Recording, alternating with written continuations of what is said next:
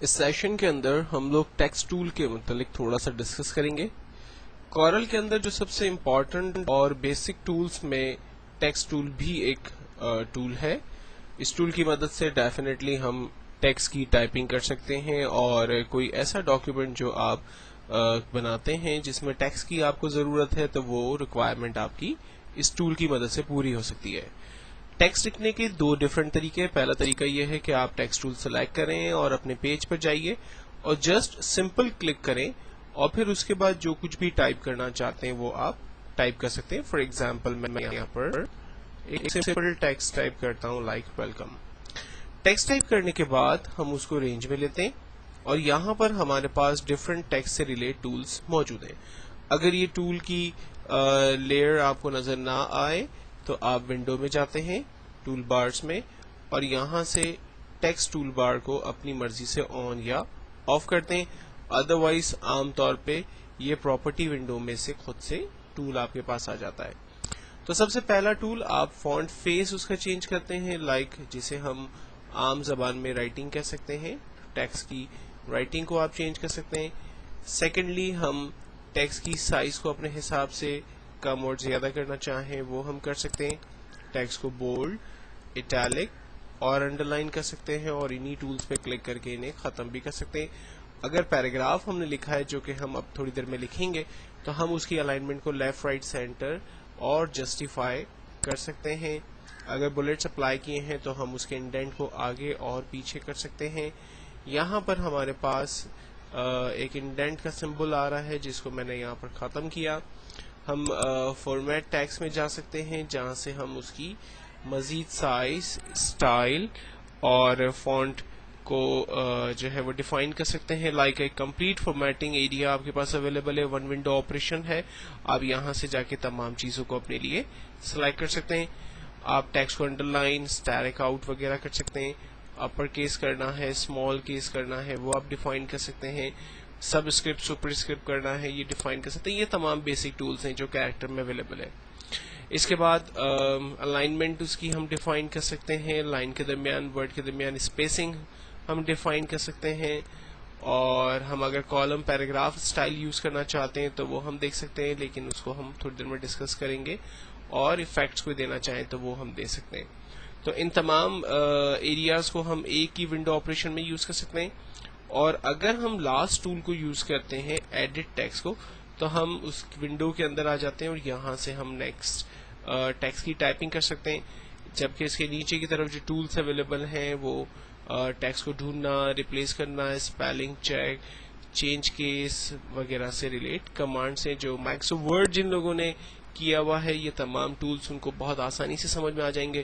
اور اگر آپ نے مائکرو ورڈ نہیں کیا ہوا ہے تو میں ریکمینڈ کروں گا کہ آپ میرے مائکرو ورڈ کے ٹیوٹوریلز کو بھی ایک دفعہ ریویو کر لیں تو ان تمام ٹولز کی انڈرسٹینڈنگ آپ کو وہاں سے مل جائے گی. فائنلی ہم ٹیکسٹ کو اوکے کرتے ہیں. یہ ٹیکسٹ ہمارا ٹائپ ہو گیا اور یہاں سے ایرو کے ٹول کو جب ہم سلیکٹ کرتے ہیں تو یہ ٹیکسٹ ہم نے اپنے اسکرین پر جو ہے وہ فائنلی دیکھ لیا. ٹیکسٹ کو ٹائپ کرنے کے بعد اب میں اس کے کلر کو اگر چینج کرنا چاہتا ہوں تو یہاں پر کلر کا ٹول اویلیبل ہے جس پر میں جسٹ کلک کرتا ہوں. میرے ٹیکسٹ کی رائٹنگ جو ہے کلر جو ہے وہ میں چینج کر سکتا ہوں. تو ہم کلر چینج کر سکتے ہیں اس ٹیکسٹ ٹول کی مدد سے. سیکنڈلی ٹیکسٹ لکھنے کا ایک اور طریقہ یہ ہو سکتا ہے کہ آپ ٹیکسٹ ٹول سلیکٹ کریں اور ٹیکسٹ ٹول کو سلیکٹ کرنے کے بعد آپ رینج بنا لیں. رینج بنانے کے بعد اس لمیٹڈ ایریا کے اندر ہی ٹائپنگ ہوگی اور آپ کو یہ سم ٹائم جو ہے وہ یہ پریشانی بھی ہو جاتی ہے، سم ٹائم یہ جو ہے وہ اچھی بات بھی ہو جاتی ہے. یہ ریکوائرمنٹ کے حساب سے آپ کو دیکھنا ہے. اگر آپ ایک لمیٹڈ ایریا میں کام نہیں کرنا چاہتے ہیں تو میں ریکمینڈ کروں گا کہ آپ سمپل کلک کریں اور جو کچھ بھی آپ کو ٹائپ کرنا ہے وہ ٹائپ کریں. لیکن اگر آپ ایک لمیٹڈ ایریا کے اندر لائک آپ کے پاس ایک اسپیسیفک ایریا ہے جہاں پر آپ کو ٹائپنگ کرنی ہے تو آپ باقاعدہ طور پہ رینج ڈیفائن کریں اور دین اس کے بعد ٹائپنگ کریں. اس سے آپ کو فائدہ یہ ہوتا ہے کہ ایک اسپیسیفک ایریا کے اندر آپ ٹائپنگ کر سکتے ہیں.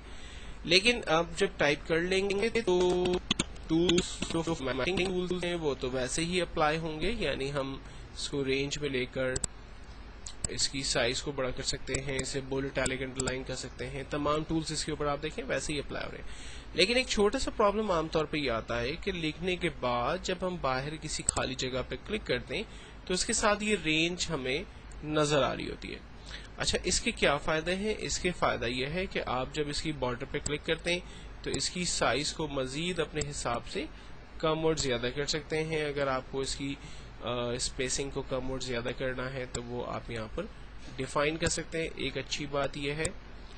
اور اگر آپ چاہ رہے ہیں کہ یہ باکس جو ہے وہ ختم ہو جائے تو پھر اس کے لیے ہم لوگ کنٹرول F8 کی بورڈ میں ایک بٹن ہے ہمارے پاس، کنٹرول F8، ہم وہ بٹن پریس کرتے ہیں۔ بٹن ایک دفعہ پریس کرنے سے وہ لائنز جو آؤٹ لائن تھی وہ ہماری ختم ہو گئی اور وہ واپس بھی آ جاتی ہے اسی طرح سے کنٹرول F8 پریس کرنے سے۔ اور اس کا جو مینیو ہے وہ ہے ٹیکسٹ، اور یہاں پر دیکھیں دیا ہوا ہے convert to artistic text, control F8۔ تو آپ جب کنورٹ ٹو آرٹسٹک ٹیکسٹ پہ کلک کرتے ہیں تو وہ اس کی آؤٹ لائن جو ہے وہ ختم ہو جاتی ہے۔ تو اس طرح سے آپ ٹیکسٹ ٹائپ کر سکتے ہیں۔ سیکنڈلی آپ کا فائدہ یہ ہوتا ہے کہ جب آپ ٹیکسٹ کے لیے ایک رینج بناتے ہیں تو اس کے اندر ٹیکسٹ کو کاپی پیسٹ بھی کر سکتے ہیں، اور وہ اس اسپیسیفک ایریا کے اندر ٹیکسٹ جو ہے وہ کاپی پیسٹ ہوگا۔ اور یا تو پھر آپ ٹیکسٹ کو امپورٹ کر سکتے ہیں۔